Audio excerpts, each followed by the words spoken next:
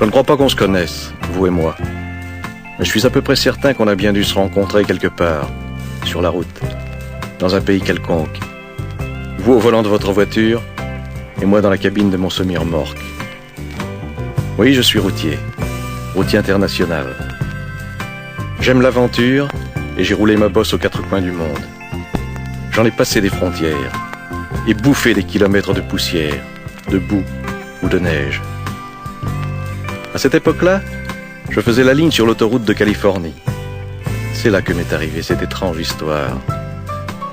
Je venais de loin. Je conduisais depuis trop longtemps et la fatigue commençait à se faire sentir. J'hésitais à réveiller le copain qui dormait dans la couchette.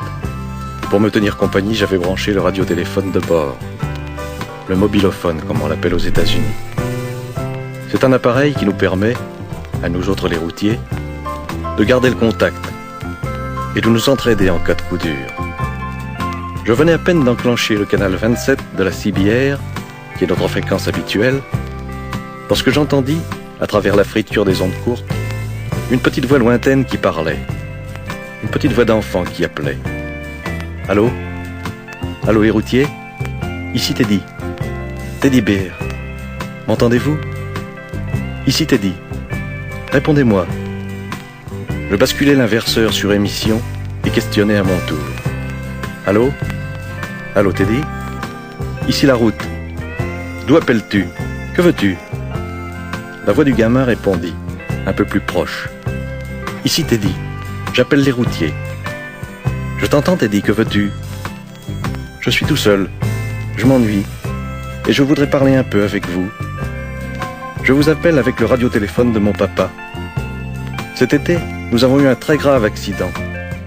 Et je suis toujours dans mon lit. Le docteur dit que je pourrai remarcher un jour et que ce sera sûrement très long. J'habite une maison tout près de l'autoroute. Je suis souvent seul le soir, car maman est serveuse dans un motel pour nous faire vivre. J'ai perdu mon papa dans l'accident qui a détruit son camion et qui m'a cloué au lit. Il m'emmenait de temps en temps pour des petites courses. Mais maintenant, il ne vient plus jamais de routier par ici.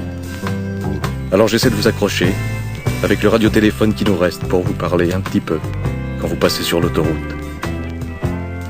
Je ne suis pas une fillette, mais il me sembla soudain que mes yeux se brouillaient, et que j'y voyais moins bien.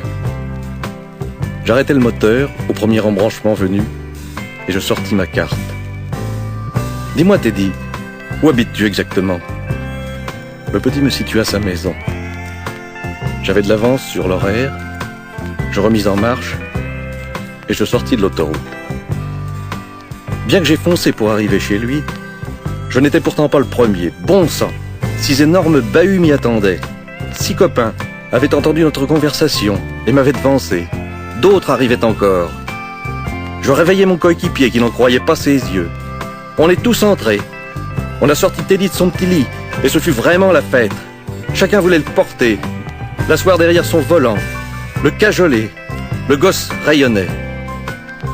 On lui donnait un tas de bricoles qu'on avait dans nos cabines et puis il fallut bien penser à repartir. Je le remis dans son lit, après l'avoir embrassé une dernière fois. Je grimpai sur mon siège et je tirai le démarreur. J'ai vu plus d'un dur qui détournait la tête. On lui promit que chaque fois qu'on passerait sur l'autoroute, on klaxonnerait d'une certaine manière pour qu'il nous entende. On se quitta enfin.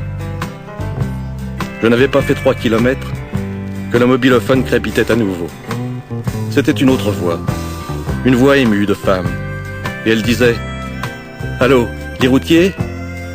Ici la maman de Teddy. Merci les gars. Vous êtes de braves types. Bonne route. Et que Dieu vous protège. » Je n'ai pas pu répondre un seul mot. J'ai coupé le radiotéléphone et alors seulement, j'ai chialé. Oui, chialé comme un vrai môme.